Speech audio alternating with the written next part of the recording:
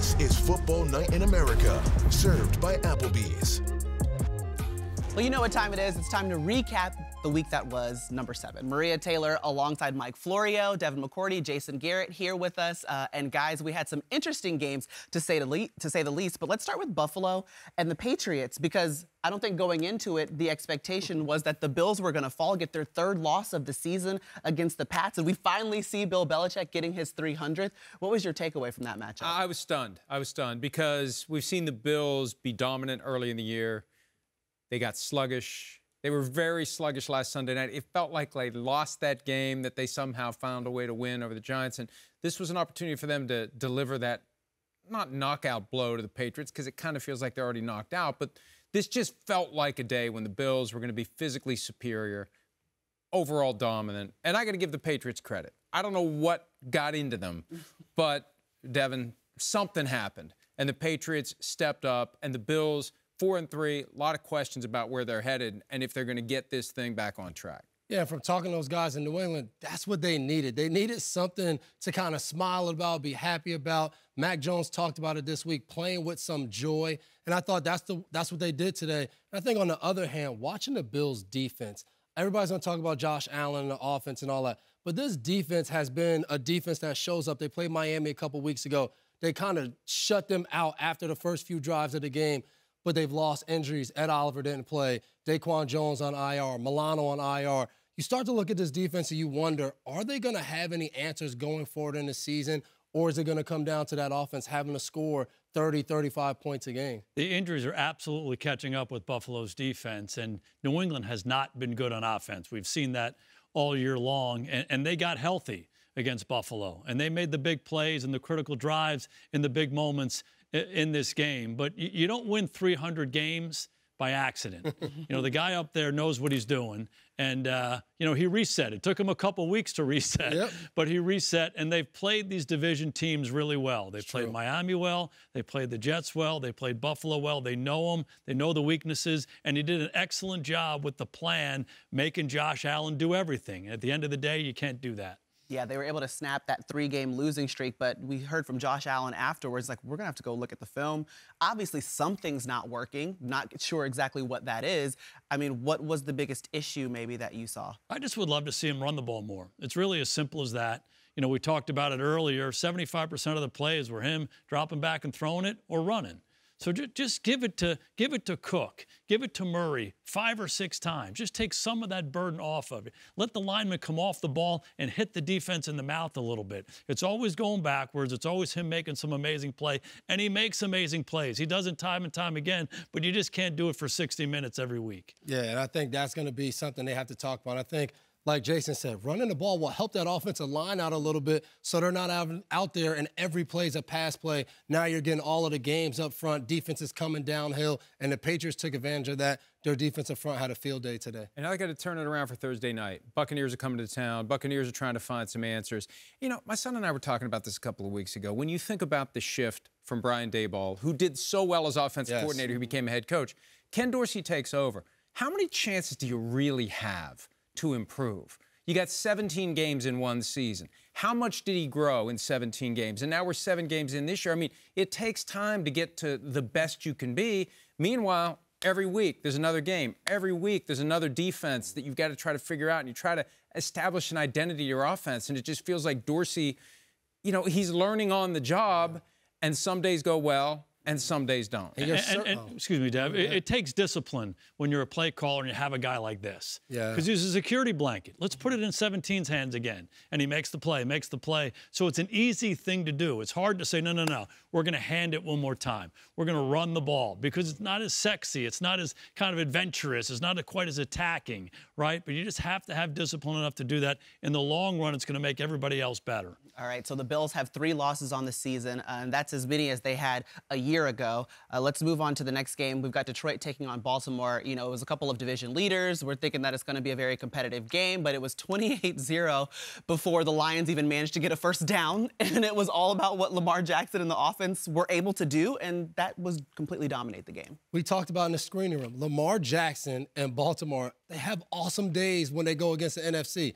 They're not used to seeing this. They're not game planning year in and year out of playing Lamar Jackson, his speed, his quickness, his ability to throw the ball down the field, and it felt like that today. It felt like Baltimore got out there with Detroit. Detroit had a plan, and then the game started, and they were like, oh, this not going to work today. He's just doing way too much. He's around the corner in a heartbeat. Then he's holding the ball. He's finding receivers down the field. So I thought Baltimore and Lamar Jackson was just way too much for Detroit all day today. It was a shocker. Middle of the second quarter, I think the stat came up, 222 yards for Baltimore, 6 yards for Detroit. Now, Detroit's been one of the best offenses in football over the last year and a half. So it was a really interesting day. It was a shocking day for me. I love what the Ravens are doing on offense. We talked about it earlier in the year where it seemed like they were trying to make this transition that was completely different than what they've done in the past. To me, in this game, there was Lamar running. There was Lamar on movements. There was Lamar in a drop-back game. It was just variety. You saw all the good things that they used to do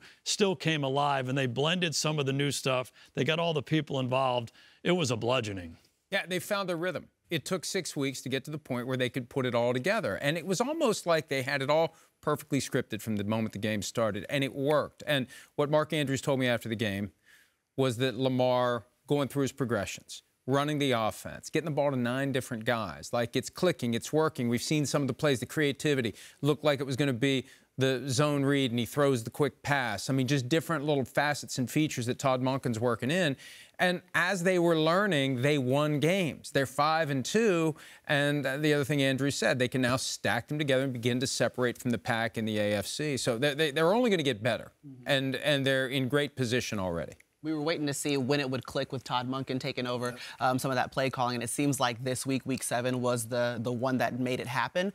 But for the Lions, is this one of those games, Devin, and you know you've been, so you're just like, we're just going to wipe that one off, and we're going to move on, because we were doing so great. There was so much to be proud about if you were a Lions fan. I mean, how do you respond to a game like this? And that's the NFL. You know, you get the buildup of these hype games, and it almost feels like our whole season relies on this. And I think the biggest thing, they need to come back, you know, Monday morning and say, guys, we're a good football team. We've won some tough games. We've played well this year. Our season's not over. Yeah, we got an old-fashioned butt whooping, and that happens sometimes. But we'll throw it away. We'll learn what we need to learn.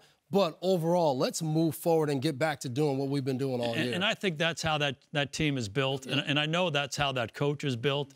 Dan Campbell played a long time in the NFL, so he's had the highs and the lows. He understands what a Monday feels like after a game like that. So they got to address some issues. You can't just throw it in the trash can. Address the issues, move on. I think they'll do that. I mean, the best news is it came against a great team. It's not like they went in and got blown out by one of the worst teams in the NFL. So you process it, you get to the next game, you get a win, you put it behind you, and you keep going. They're going to win that division just because everybody else is so bad this year. So they'll be fine. All right, they should be fine. Let's talk. They should be, right? This is Mike Florio being an optimist. It's the whole Minnesota thing. Right. So many stars. Oh, and I still got tomorrow night. Okay, so the Browns and the Colts. We saw Deshaun Watson leaving in the first quarter. Florio, you can give us an update there. But then it really came down to Myles Garrett being a game wrecker in this one and really changing the course of the entire game with his play. And, you know, we're talking about the Browns defense again. Even though they gave up 38 points and 435 yards or something ridiculous like that, 1,000 yards total in 5 games and 430 plus in 1 game, but they still found a way to win. They really had a ton of faith in P.J. Walker. I mean, yes, Deshaun Watson's the guy. They made the investment. He's the starter. But how great it is to have a backup that you can plug in and you're not going to miss a beat. And you're going to score when you need to score. You drive down the field and you get the game-winning touchdown after your defense gives up that touchdown. But Myles Garrett, I know there are great defensive players in the league, and we see them step up every week. We saw T.J. Watt today. We see Aaron Donald. We see other guys. But, boy, when Myles Garrett is clicking, there's no one like him in the entire NFL. Yeah, I give credit to Shane Steichen and the Colts. I mean, they're banged up. Gardner Minshew's their quarterback. Anybody who's been watching the NFL this year, Cleveland is the best defense in the league by far. By far, stifling really good offenses week after week. And the Colts scored 38 points with their backup quarterback and had him against, up against the ropes the whole ball game. So, thank God for Cleveland for Myles Garrett because he came in and made the game-changing plays. But, their defense came a little bit back down to earth, and credit Shane Steichen and that Colts offense. Yeah, my takeaway was the quarterback position. Before Deshaun Watson went out hurt, the game wasn't going well for him. You know, threw up a pass that got intercepted, some other questionable plays out there. And I just wonder, as a defense, when you're out there playing, you play against San Francisco, arguably the best team in football last week, with PJ, and PJ Walker goes out there and plays well enough for you to win the game. Then you come back the next week, you're playing with Deshaun Watson. He's not playing well. You're not getting off to a great start defensively. And then you get going, and then PJ Walker comes in again now. He plays well enough, makes some throws at the end of the game to go win. What happens if Deshaun Watson's healthy next week and he comes back and it doesn't look good? As a defense, it's kind of like, we're playing well enough to win. Our quarterback just can't ruin it. Man, put PJ back in there. Like, I wonder for Cleveland if that becomes a concern for them. And you know, Kevin Stefanski, the coach of the Browns, said after the game today that Deshaun is the starter. He's the starter next week. Kept him out because he didn't want to see Deshaun take another big hit. There was concerns about the shoulder that caused him to miss a couple of games. He cleared the concussion protocol, so he could have come back. But you just wonder, you're right, if they don't move the ball well in Seattle, if they struggle and you've got guys on that defense saying, well, you know, you don't want that to affect a good Browns team that could go far. But at some point, if Deshaun's not getting it done and we have a guy who beat the 49ers and came back today, you're going to have guys in the locker room whispering at a minimum. There's an argument. Deshaun Watson's going to be their quarterback. Trust me. I got 245 million reasons why. That is fair. Cleveland's got the Seahawks coming up next, so it doesn't get much easier for them either. Let's talk about what Travis Kelce and Patrick Mahomes were able to do against the Chargers. We saw them connect for their 50th touchdown. I mean, we saw Travis Kelce have 170-something yards. It was an impressive outing for both of them. Yeah, absolutely. And at halftime, Patrick Mahomes had 321 passing yards. He was really in position. And I thought, you know, you need to have a big first half in a game that's close, and somebody's going to have a chance at Norm Van Brocklin's single-game record from 1951 of 554 yards. I thought today maybe Mahomes would get there. I mean, it was only a 400-yard passing day. He should be ashamed of himself. But, you know, we're worried about the Chiefs' offense, but look at what they can do when the offense is clicking. And maybe they don't need a receiver to step up and fill the void of Tyreek Hill. As long as Kelce's there, you just distribute it around other guys and rely on Kelce, and it'll work. I mean, no better way to get your offense going other than playing against this L.A. Chargers defense. I mean, week in and week out, we come in here, we say, what are they doing? Guys are wide open. And, you know, for one thing, you know, you leave guys wide open, that's one thing.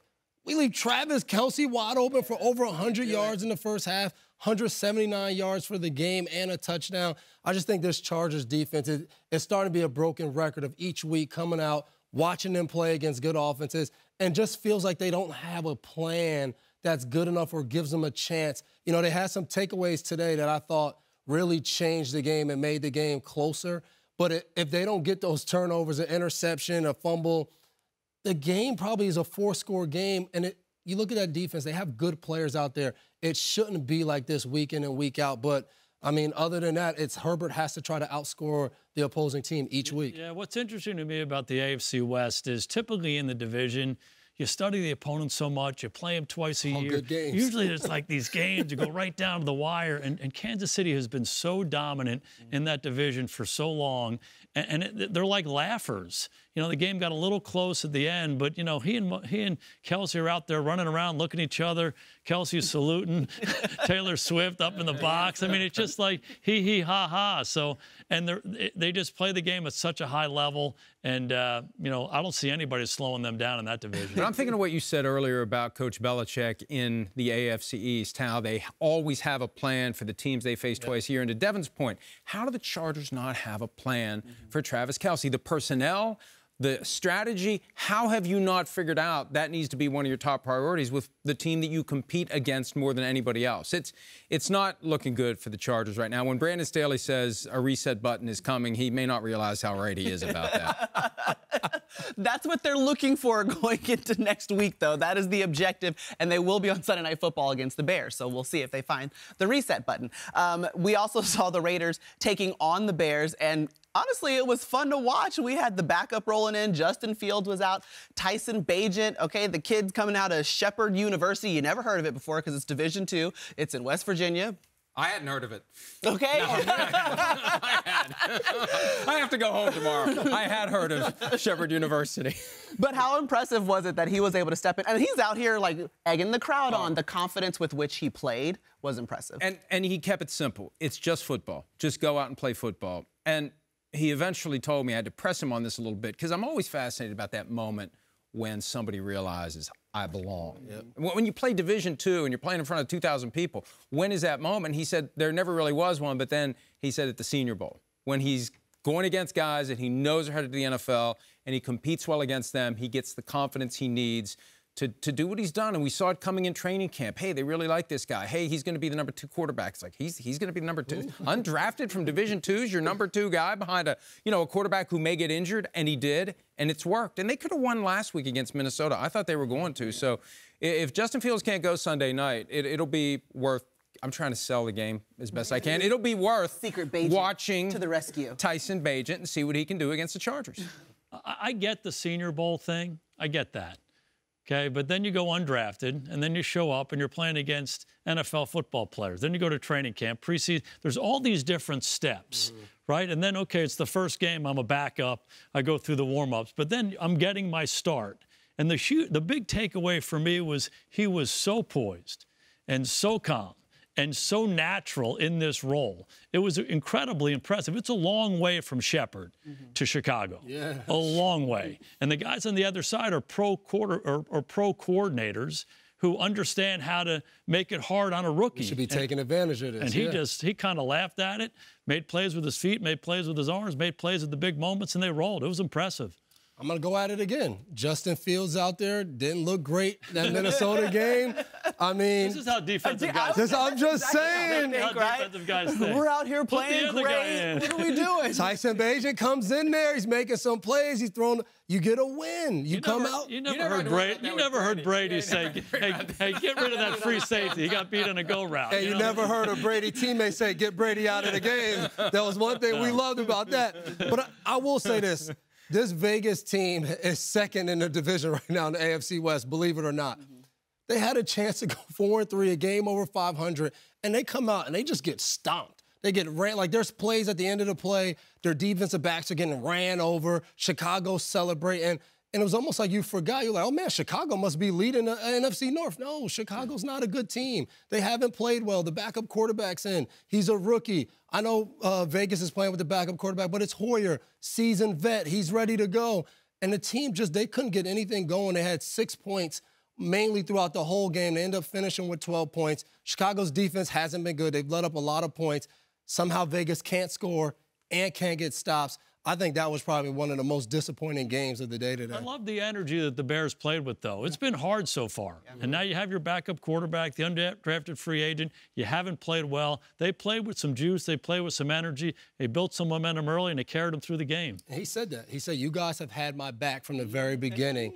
And they believed in him, and in turn, he came out and played that way. All right, some juice for the Bears and the Patriots in Week 7. That's our Week 7 wrap-up.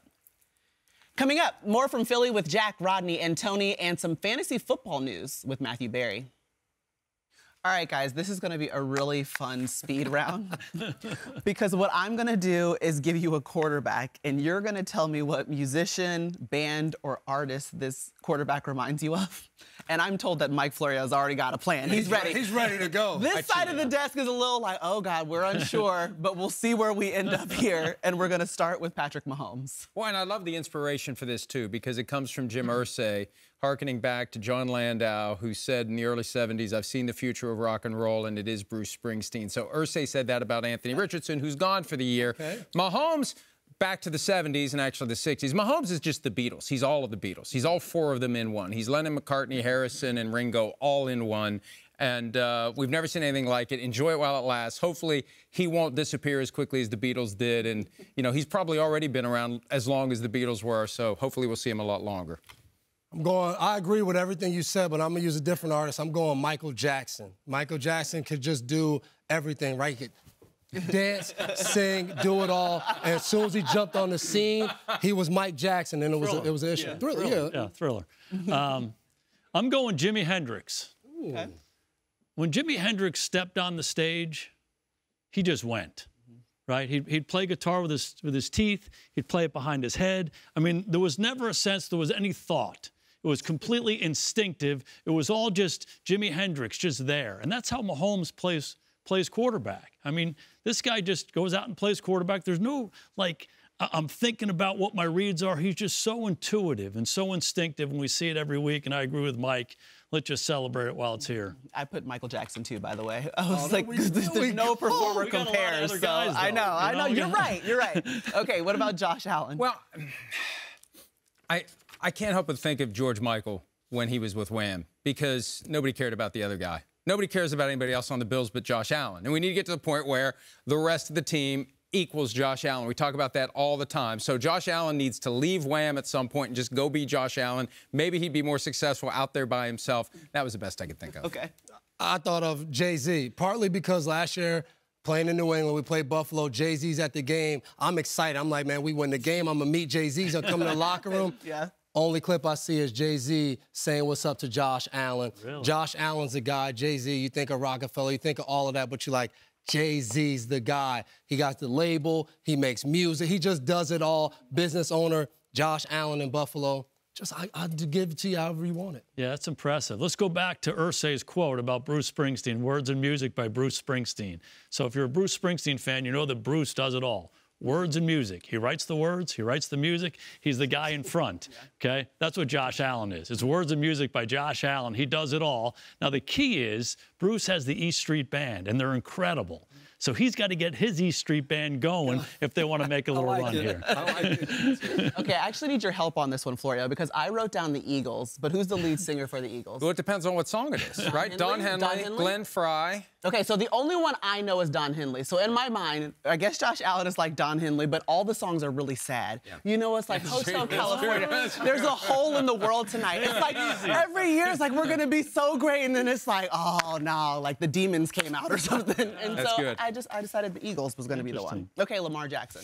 I don't listen to classical music, so the only conductors I know of two, Leonard Bernstein and Bob Cobb, who was the maestro on Seinfeld. That's it. So he's Leonard Bernstein now. He's the guy that's conducting the offense. It's not all just him. He's making it work. He's getting the ball to this guy. Run the ball when you need to. I mean, he's developing into the quarterback that he's going to need to be to play deep into his 30s. We saw what happened to Cam Newton. By the time he got to his early 30s, he was so banged up, just couldn't do it anymore. This is what Lamar Jackson needed. It's the same transition we saw Steve Young and Steve McNair go through. Make yourself more of a passer as you get older, and now he's orchestrating that offense like a great conductor, and Leonard Bernstein's the only one I've ever heard of, so that's the one I'll say. I got Lamar Jackson. I got him as Drake. Okay. Came out, Drake was on Degrassi, was kind of a movie star, but right away, people knew who he was. You could recognize him. He said, you know what? I'm not just a movie star, I'm a rapper. I'm going to change this up a little bit. Then he becomes one of the best rappers of all time. Everybody knows him. Lamar Jackson came on the scene, made plays as soon as he came in for Flacco. Then he said, you know what? I'm going to be a drop-back passer. I'm going to do it a little different. Very similar to Drake. Now Drake is dominating the billboards. I like that a lot. Lamar Jackson, for me, is Prince. Ooh, I like it. Purple Rain. They got the purple jerseys, right? And if you know anything about Prince, Prince could do it all, right?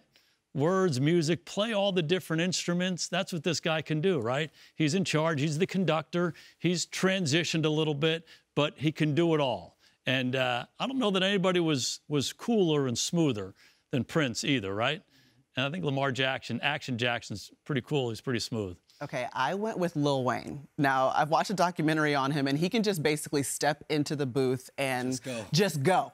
Listen, he doesn't have to write anything down. He can just freestyle. Every single hit that you ever heard from Lil Wayne is a complete and total freestyle. And that's not to say that Lamar Jackson's not out here studying and knowing exactly what he does, but if you throw something at him, he's gonna have a reaction to it, and that's what we get to Action Jackson. That's some of the best Lamar that I love to see. So I went with Lil Wayne there.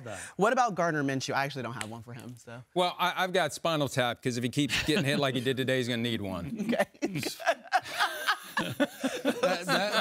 That was a good one. Well, I wasn't expecting that. Gardner Minshew, for one, this was really hard because I was looking at this list and I was like, why? Like, why are we going to do Gardner Minshew? So this was tough. I really couldn't think of a good one. So I just was like, just scratched it off? There's just no, like, there's no artist. Like, he just doesn't belong in this. So with some artists from, like, my hometown or your hometown that just never made it. Yeah. That's where we go. That happens. Sorry, Gardner. That's interesting. The shade. I'm going Jimmy Buffett. You know, you know who Jimmy Buffett is? You know Jimmy Buffett, yeah. I mean, there's just a sense of just enjoying things, right? Yeah. Don't you think, you know, when Gardner Minshew goes out there, he's just having fun. He's dancing in the end zone. He's got two things he can do, right? Two songs. Exactly right. Maybe does it again and again and again. He enjoys it. 5 o'clock somewhere. Are we going to see him next year like Jimmy Buffett? No. Like that name rings bells. Yeah. That like. Okay. Unfortunately. Yeah, I'm saying Gardner Minshew. Okay. We're going to see Gardner. No. Are we going to see Gardner Minshew next year? No. It's a tribute to Jimmy Buffett. Yeah, okay. He's made my life better, Maria. I'm going to go with Oasis since to hearing you guys talk. You guys have never heard of them, but the song Wonderwall. Yes. Do you guys know the song? That is you know what I'm saying? Like, it's like, I don't know who any of these people look like that actually made the song, but it was a great song. And every now and then we're going to get Minshew magic, and it's going to be a great thing, but we're not going to remember who Oasis is. All right, Aaron Rodgers. Aaron Rodgers is Bruce Springsteen now because Bruce had to, you know, take the rest of the year off, and maybe we'll see him next year, and that'll be his last year, so he's Bruce Springsteen. Aaron Rodgers is Beyonce. Like, no matter what he does, no matter what she does, it is just beautiful. It's awesome, whether she wants to have babies and you know, not go on tour and then out of nowhere release an album. Nobody knew. It's just midnight, it drops. Everybody's going to get it. Aaron Rodgers goes to the Jets. Everybody wants to watch. He tore his Achilles. The season's over. Nope. We're all waiting for Aaron Rodgers to come back. He was on the field throwing. Like, this is just a great thing to see. He's Frank Sinatra. He's the chairman of the board, generational guy. Had a great career early on, then kind of went away and then came back. And he came back doing it his way. And I don't think there's anybody who's ever watched Aaron Rodgers and said he doesn't do it his way, on and off the field. Yeah. So, chairman of the board. Can't beat that. You win. Russell Wilson. This one's easy. He's David Lee Roth, because when David Lee Roth left Van Halen kept going, and I don't know what the hell happened to David Lee Roth. Really? That's interesting. Okay. Mike's are kind of dark. He's kind of dark. All this stuff comes out. All of his stuff comes out. Very well. This is like a therapy session. It really is, isn't it? I'm going to go with NSYNC. You know, boy bands, and you could have named any boy band. Sure. When it was hot, it was hot. We were all in. Then Russ goes to Denver, and it's just not been too good, and the boy bands have dropped off. NSYNC won, and Russ just happens to not be Justin Timberlake. So I just think we have to be careful about kicking Russ to the curb. Go look at his numbers. Go look at his career. He's been a great football player for a long, long time. It's hard to make one Pro Bowl. He's made 9 of them. It's hard to win a Super Bowl, all that stuff. So it's been rough the last couple of years. I'm going off the board. I'm not going musician. I'm going chef. Okay. I'm going Emerald, just to let Russ cook. That's all I'm looking for right there. Just let him cook. He stole last two. Jason came with the heat. He just capped it and was like, the game's over. I already won. Well, that was the best speed round I think we've ever had. We got to continue with the creativity here. That's your Week 7 wrap-up. Make sure you join us for Week 8, Sunday Night Football, Football Night in America. Our coverage will begin at 7 Eastern right here on NBC and, of course, on Peacock. Can't wait to see you next week.